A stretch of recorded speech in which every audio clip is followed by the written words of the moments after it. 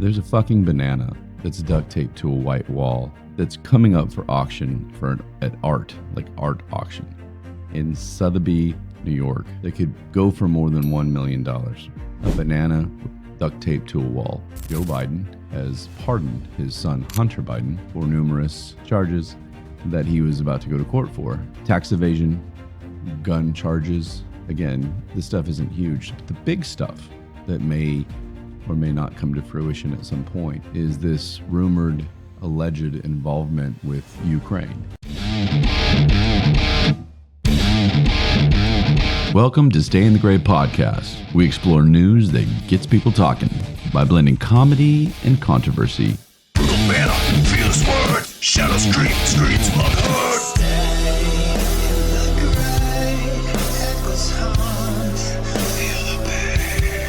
I'm Ryan. And I'm Trey. Together we dive into tough topics with a combination of humor and some insight. So join us as we navigate the gray areas of the world and engaging in real conversation. Come get to know us. Okay, here we are. Post-Thanksgiving. Hope everybody enjoyed it. I did not enjoy my Texas A&M football team losing to the Dirty Longhorns, but I'm coping and I'm dealing with it, and I will be okay. But other than that, Thanksgiving week was about what you would expect. Lots of family, lots of eating, lots of drinking, and I'm sure all of you did the same. So I hope that went well. Excuse me for my casual appearance today. We're back kind of in reality, and it is nice and cool outside in Dallas, so sweatshirt season is upon us. Trey's still out, and again, I'm not sure exactly when he's going to be back, so we'll keep you posted on that, but I'm going to keep cranking these bad boys out, and hopefully you're entertained. Let's go to my headline tonight. My headline tonight is interesting, to say the least. A headline that got through editing. State population to double by 2040. Babies are to blame. So, blame the babies for population growing. Seems to make sense to me. The Butthurt Comment tonight is more funny than anything. I just couldn't resist. My humor is dry, and so when I make reference to Joe Rogan being one of our colleagues, it's kind of an understood joke, right? I don't know if anybody out there, look, if you think he could be serious, that must mean you believe that we have millions of followers, and hopefully we're on our way. So be one of those and come join us. But no, of course not. Joe Rogan is arguably the most successful podcaster in history. It is a joke when I say he is our colleague. It's a technicality. But this person responded on, this is YouTube, did you just say that Joe Rogan is a little bit more successful than you? I guess your contract was $90 million since he was $100 million. I wonder if people are on drugs. And the English wasn't even very good. His name is Alexander Nazarov. I'm going to throw you right on the bus, Nazarov. So maybe he doesn't, I don't know, maybe he didn't get the written humor. So I'm willing to give him a pass on that. But it just sounded, like a little kid trying to shit talk. And that was funny to me. So I just said, do you understand sarcasm? It was a joke. His contract is actually more than $100 million. So do your research before you comment. That's Butthurt tonight. And I mean, I had some good ones, but they're all kind of the same. So until we get some more creativity rolling, I'm going to give you stuff like that. I couldn't decide whether I want to make this part of news. I don't think I'm going to, because usually when we do news, and with the beautifully orchestrated theme song that I have, or news theme that I have, it's stories that kind of are outside of the norm. Occasionally we'll throw one in there that's popular. In this case, let's talk about our president and his son as not a part of news, as more of a topic, because this is something that's every day something surprises me from this administration, from our government, from our country, and then you sit back and you look at both sides tear each other apart over it, and that's where it gets really interesting.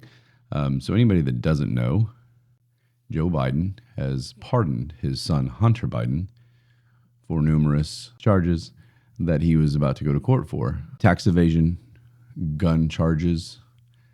Again, this stuff isn't huge, but the big stuff that may or may not come to fruition at some point is this rumored, alleged involvement with Ukraine and Zelensky and being in bed with them, and Joe Biden actually benefiting from it financially as well.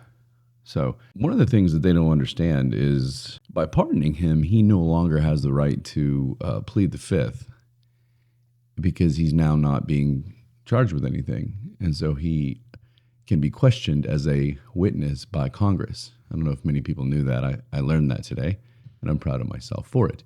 But that could get interesting. I'm not sure they thought things out. Joe may have a little bit of a hard time thinking things out these days. So, Hunter, if you go on that stand, you better not lie. And I don't think it's going to go very well for you. So, I'm not sure what Joe had in mind by doing this. But the issue is, and I posted a clip on social media of his press secretary saying he will never pardon him. Quit asking me. 3 or 4 different times this was posted. She said this in a press conference. And he swore up and down he wasn't going to do it, and all of a sudden he's going to do it. So is that a sign of guilt? Is that a sign of let's piss off the Republicans? Joe's opposition cares, but I don't know how much they care about Hunter Biden. I think they care about justice, and hopefully our court system is where it needs to be. But I don't know I don't give a shit about Hunter Biden. I mean, if he's in bed with Zelensky, it all makes sense, actually. I'll just say, yep, I was right. We were right all along. So we'll see what happens there. But foreign lobbying was the other one, and that's what I'm talking about right now, is the notion that he was in deals with Zelensky that were going to benefit him and his father financially. The other interesting part of this is that he is pardoned for anything at all. So, which leads me to the foreign, because technically he's not going on trial for that, or he wasn't going to go on trial for that. Now he's not going on trial for anything. But it covers anything between January 1st of 2014, December 1st, yesterday, of 2024. And that's shady to me. And I've read some sources that have said this is actually against the law or against the Constitution. I don't know enough about it. But that length of time seems pretty big. And if he's being accused of all these things, there's a good chance somewhere in there he's getting away with something. So something else to keep our eye on. But that window of time is quite a window of time. That's 10 years for those of you that aren't math people. So, of course, now the Republicans are looking to impeach or discuss impeachment of Joe Biden. And I think that stems directly from the impeachment of Donald Trump. And they're throwing the word impeach around like the Democrats did for Donald Trump when they impeached him. I mean, if the impeachment's overturned, is it really an impeachment? It was overturned. This one likely would be as well, because I don't think the House and the Senate are fully Republican yet. So I'm looking at my notes, just I want to make sure I cover everything. But the other part of this is that what bothers me is that the accusation that Trump was, it's just like if Trump's going to pardon himself, he's not going to do anything if he's president, and that's wrong. Is this hypocrisy? Is this the same situation? Is it different? Is it just because it's his son and not Joe himself? Although many think Joe is involved. So that's the update. And that happened yesterday. This will probably come out tomorrow, which will be Tuesday. So this happened on a Sunday, and keep an eye on it. Let's see what happens. So now we'll do news.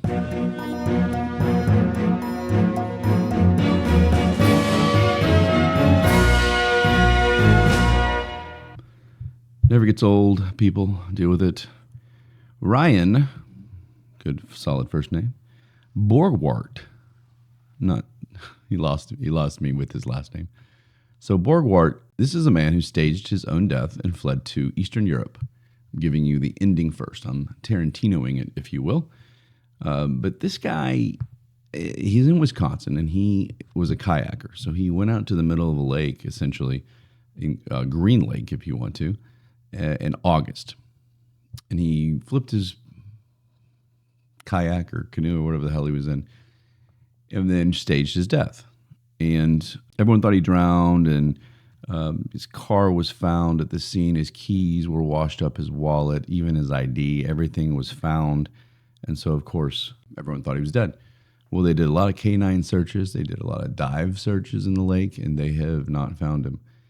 So much so to where the sheriff is saying he's not in our lake, or his body is not in our lake. Before we get too much into this guy's married. He has kids. Some are in high school, some are in grade school. So he has multiple kids. And it didn't say how many. It didn't give me their ages. Probably out of respect to the family. But come on, dude. Maybe it's better he's gone if he's an asshole. But as a dad, I can't imagine what's going on with this guy. So he's an idiot because his passport was run on the day after this happened. And he obtained a new Canadian passport days after. Digital forensic analysis of his laptop that his wife handed over.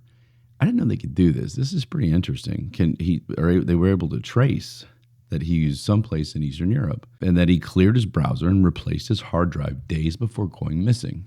I mean, look, I don't have to watch Law and Order or be a crime scene detective to know that seems like he ran off. He also, to add to that, moved funds to a foreign bank based on communication with an Uzbekistani woman. He took out a $375,000 life insurance policy. He purchased airline cards in January of this year. And apparently he has now been in contact with this sheriff, and he just sent a video in to let people know he was okay. And he said, he told him how it happened. He left a bike by the tree. He overturned a kayak. He threw all the stuff in the lake. He took a child-sized boat, whatever the hell that is, and biked to Madison, took a bus to Detroit, and then crossed over into Canada, jumped on a plane, and hopped over wherever the hell he's at now. He doesn't say exactly where. Maybe it's Uzbekistan if he was talking to an Uzbekistani woman. But his video said, I'm in my apartment. It's November 11th. I'm fine. I'm all good. And he said he's afraid to return home because, and I quote, how I'll be received by the town. Well, no shit. You're an asshole. For whatever reason, you faked your own death and you left your wife and kids behind. Pretty sure the town's going to have an issue with that. But be a man and come home to your kids. I think all that the law enforcement says is they're going to try and get about $35,000 to $45,000 in search and rescue fees and resources they use during all that. So it's not like he's coming back to some sort of huge thing. And I don't even know if they can lock him up for that. There's got to be some sort of fake, some sort of forgery or something that he might be held on. But I'm not sure that part of the story. I just thought if you're going to fake your death, you can't go running credit cards and passports and airline tickets and all that shit. So what a dumbass with a good first name. All right. This is something that you don't need to know, but you do need to know at the same time. And I went back and forth on whether I was going to tell you, but you have to know this, people. I'm sorry. There's a fucking banana that's duct taped to a white wall that's coming up for auction at art auction in Sotheby, New York, that could go for more than $1 million. A banana with duct taped to a wall. So here's the story. Italian artist, of course, Maurizio Catalan, titled this work Comedian. It debuted in 2019. There was an edition of 3 fruits, on this one, in a Miami museum, and people thought it was a joke, of course. Maybe that's why he named it Comedian. The joke is on them. It became a selfie sensation because people are like, this is a piece of fruit on a thing and let's just take a picture of it. I don't know why. So it ended up being sold for one of them $120,000 and the other $150,000. Not bad. Not bad at all. So now the concept, it's called conceptual art, is valued at $1 to $1.5 million for this piece of art. Sotheby's head of contemporary art department said the following. What Catalan is doing is turning a mirror to the contemporary world and asking questions about how we define art. Sure, that's what he's doing. Bidders won't buy the same fruit, of course, because fruit goes bad. And I don't know It has to be a yellow banana, or it can be brown. I don't know. But the museum head said it was always meant to be replaced, which confused me, because if it's meant to be replaced, then how is it a piece of art? And this is what I got. It gets better, people. Here we go. What you get when you buy a Catalan comedian is not the banana and duct tape itself, but a certificate of authenticity that grants the owner the permission and authority to reproduce this banana and duct tape on a wall as an original artwork of Maurizio Catalan. Anybody that purchases this is a fucking idiot. I'm sorry. So some think Catalan was using his fame to make fun of rich people, and that's kind of what it sounds like to me. There is no more to the story. I'll tell you that. It is simple. I do not understand why somebody would pay $10 for a banana and duct tape, much less $1.5 million. I don't know if you freeze dried the banana or the fruit, or somehow were able to not laminate it, but to put it in something to preserve it. Maybe because it's Cantillini or whatever the hell his name is. It's a Cantillini, so maybe. But if you're literally replacing this banana once a week and the duct tape, you're paying $1.5 million for the right to do that. It seems silly. So we'll move on. This is one of those stories that I like, and a lot of people don't give a shit, but they're feel-good stories, and they are serendipitous, and they're what-ifs, and how did this happen stories, and I like those. There's a young girl named Scarlett Van Eyck, 4th grade, at St. John Catholic School, and that is actually in Canada, in Ontario. So her class was visiting the Great Lakes. So Ontario, my geography needs to be better. I should have had that up. It didn't say in the article, but I'm assuming that's Superior or like Michigan, maybe Lake Superior, or one of the other three. Not sure. But she was with her friends on the trip, and she found a bottle washed up on the shore. And of course, the bottle had a letter in it. And that letter was written in 26 years earlier in 1998. See how I did that math? I didn't even have 1998 written down. It was from a Mackenzie Morris. And the letter said, I go to St. John's, so same school, and I'm in 4th grade, and we read a book called blah, blah, blah. And I don't give a shit about all that part. But it was one of those, let's put it in and see what happens. Well, that's Scarlett's mom. How about that? Scarlett Van Eyck, obviously married. She got married. Mackenzie got married to a Van Eyck. Found her mom's bottle. And, of course, her mom and the teacher remember it, and they remember what she wrote and all that. And it's just kind of one of those things where you go, a little bit of doubt creeps in that this was a made-up story, but I don't know how. I mean, it was reported and I'm sure investigated properly. But if this is true, wow, it's pretty cool. They said another kid put one of his bottles in the Atlantic, and it was found in the Mediterranean in southern France, I believe. And that kind of stuff's cool to me. I think we should all fucking put bottles. You know what?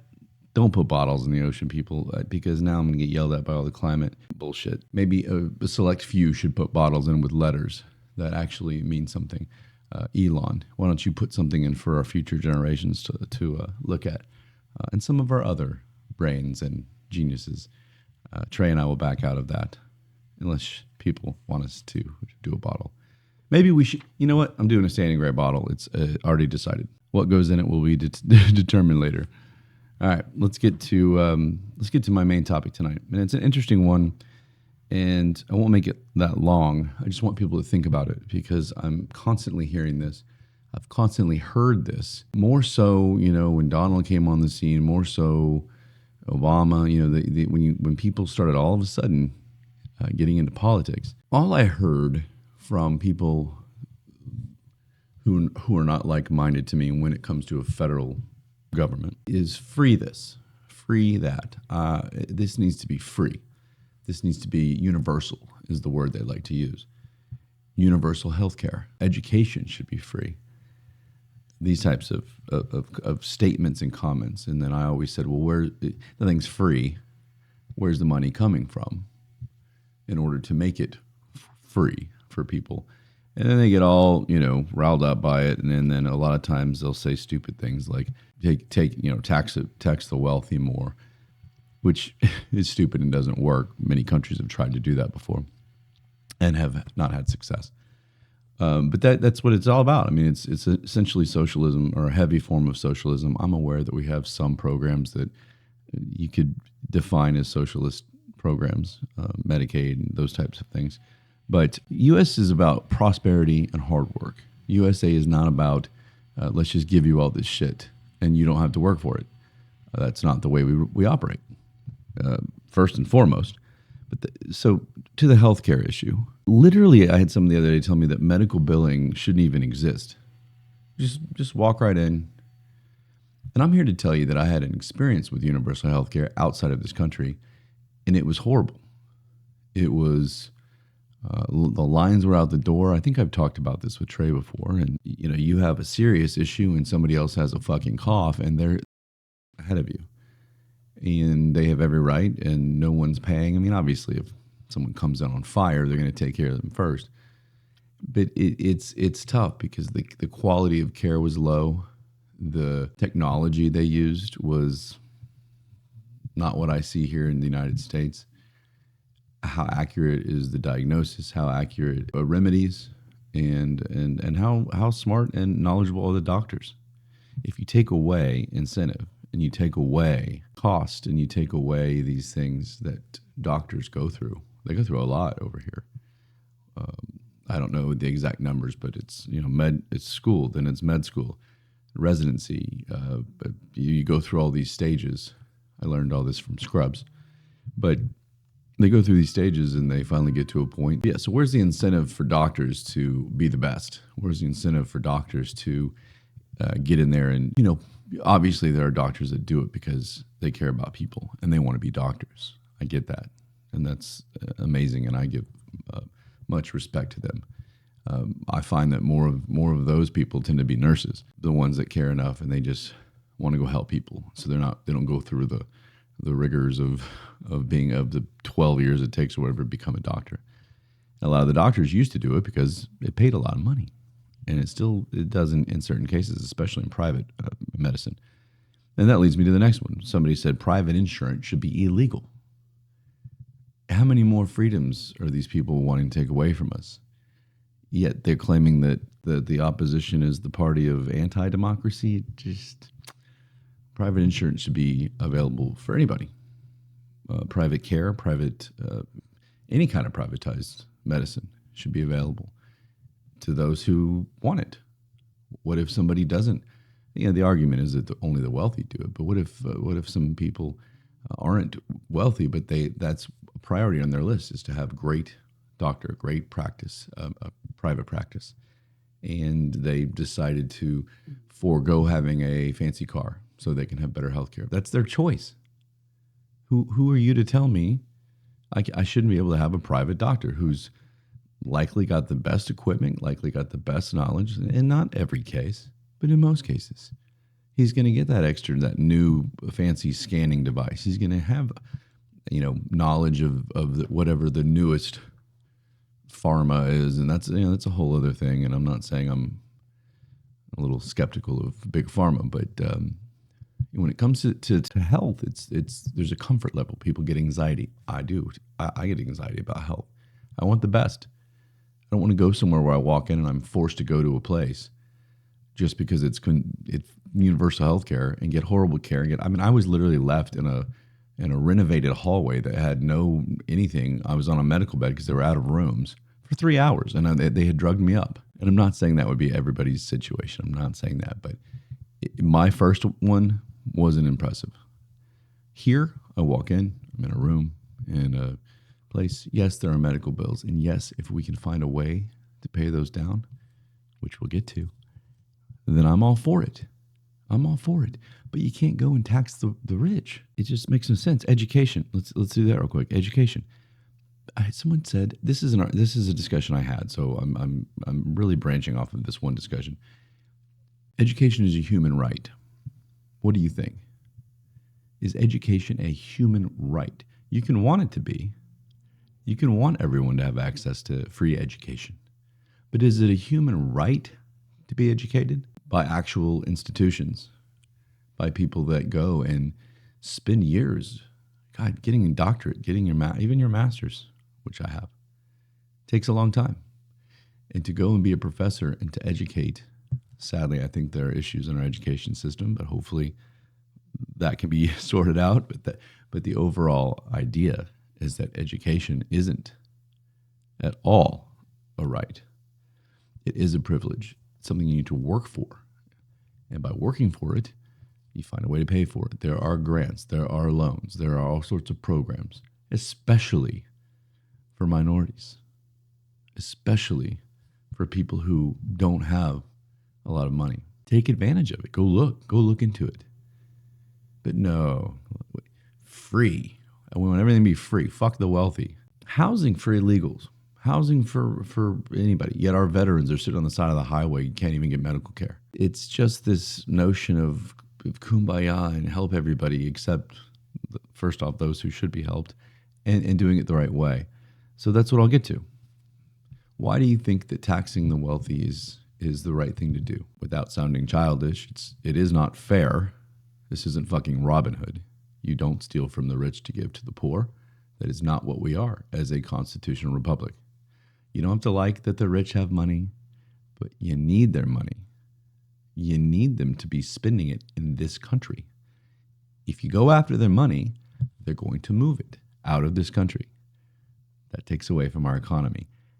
I'm not an economist, people, but that's kind of known. That's kind of basic economy 101, economics 101, if you will. And I took some economics classes, so I'm not completely unknowing of the topic, but you just can't. The wealthy, that money, corporations create jobs. The spending boosts the economy. I do not support loopholes, if there are any, that allows corporations to avoid taxes completely. Obviously, I'm not for that, and nobody else should be either. However, taxing them more at a higher, I mean, some of these ideas are insane. 60%, some of them. These are the corporations. These are just the people that make a lot of money. Individuals supposed to pay 60 to 70% so that you can make sure somebody can get an education that you paid for your own. But people should be able to voluntarily do these things. That's great. You know what? I have people I know that have given scholarships to universities for students, have purchased housing for students to help. Volunteer, people. But you can't force somebody to do it. And that's the problem. If somebody wants to be an asshole and somebody says, I'm not going to tip well, even though I make, $8 million a year, that's on them. Maybe karma. The other one that got me was somebody said we need to reduce our military spending as a government so that we can give people free education and free this. And to me, that's absurd. These are the people that give up literally everything in their life to go. And yes, some of them are over here and training and doing all that. I get it. But a lot of them aren't. And a lot of them are overseas. And a lot of them are over there risking their life every day, getting shot at. Bombs thrown at them. Not literally thrown, people. I feel like I have to specify because some of the dumbass comments I get. Bombs hurled at them from whatever machine they're coming from. Maybe they are grenades that are being tossed. And to reduce that, which has already kind of been done, and it's bad, and not give these men and women everything we possibly can is absurd. Why would anybody think that that's a valid option, a viable option? People are suggesting reducing the spending by as much as 40, 50%. It's unbelievable. There are a couple of reasons that countries are powerful. One of them is the military. One of them is technology. Some of our aircraft 8 to 10 years ago was just, it was dangerous to our troops. It was so old. It was out of date. Donald Trump came in and he tried to, according to him, I don't know this part of it, but tried to rebuild the military, which we need to do. And now it's going down again. And I have tons of friends in the military. I have family in the military, and they need to be taken care of. Not only at the beginning when they're training, not only during their time, whatever they're doing, if they're pouring fucking soup in Afghanistan, they deserve every bit of respect and every bit of funding that's put into it. And then after, when they're done, we need to get them help, get them taken care of, whether it's medical, whether it's mental, whether it's anything. How about helping with an apartment? So that was my rant there about those options. So that leads up to this, and then we'll wrap it up. Let me go ahead and tell you these are just a few examples of government spending that these people are all for. Well, maybe not. If they knew about it, maybe they wouldn't be for them. But this is going on. And tell me some of this couldn't be used for education, maybe even just lower education. Why does it have to be full tuition or no tuition? How about we figure out a way to make, same with healthcare. Okay, let's get the copays down. Let's get this, let's get that. How about $85 million on an unfinished hotel in Kabul, Afghanistan that was invested in by this country?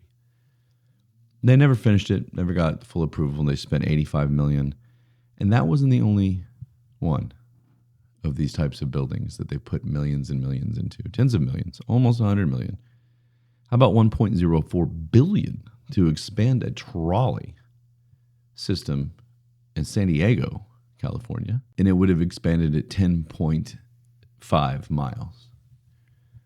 They estimate that about 24,000 people take that train daily when there are hundreds of millions in this country. Sure, let's work on that trolley, but $1.4 billion to it, and then, I mean, I don't even know if what it's like. I mean, is it worth 1.04 billion? If you're from San Diego, let me know. That thing better have some fucking champagne every day. $55 billion preserving outdated technology in our government rather than using newer and more efficient technology. They are maintaining the older one, which has caused it to escalate to $55 billion over the span of time. I don't care how long it spans over. It could span over 100 years, and that's a lot of fucking money. From what I'm getting, it's recent, since about 2018. $1.6 billion in government vehicles for 64,500 cars and trucks. They already have, to my understanding, 450,000 cars and trucks that are being used, and 64,500 has been added on, and they predict that possibly half of the overall cars are being used and half are not. It seems like a lot of money for cars just being unused. How about fix up the hospitals and lower these medical bills? That's where you get your money, people, not from our wealthy. Lastly, 1.2, I had to do this for you guys. Here's, and this happens all the time. It's a measly 1.2 million. There's no B, but it's still 1.2 million. They're spending 1.2 million on the social habits of monkeys. I want to know about monkeys too, but I'm not sure 1.2 million needs to go into it. It seems like a couple $1,000s could give me somebody's free time to go sit and, maybe even 50,000 for a year of salary for somebody to go sit and watch. Maybe 50,000 for equipment and research, even 100,000. But $1.2 million to study some monkeys, and you're bitching about people having free education and free healthcare. Come on. That's bananas. Couldn't resist. I hate when these don't fly away. And then lastly, I'll say this. Joe Biden in April signed a $95 billion foreign aid. You knew I was going to go there. Foreign aid package, which included Ukraine, Israel, and Taiwan, because we're defending those people from big bad China. This is what I didn't know. This is for 2023 alone. 2023, last year, almost 2 years ago now, people. We're almost at 2025, which means I'm getting older. 2023, how about this? I'll run through them very, very fast. Ukraine, $17 billion. Israel, $3.3 billion. Ethiopia, I didn't know that, $1.95 billion in aid. Jordan, $1.65 billion. Egypt, $1.43. Afghanistan, $1.19. Somalia, $1.13. Yemen, $1.05. All these are billion, by the way. Yemen, Well, until I get to, I'm sorry, Congo is 987 million. So fuck those guys, apparently. And Syria, 896 million. So what I noticed that there is a lot of Muslim countries. So yes, Israel got more than those other countries, but overall, it's kind of hard to say that this country, I don't know what we're going to continue to do, but it's being spread around the world. Military assistance, food, emergency response, healthcare are the main ways these countries are claiming to utilize our funds.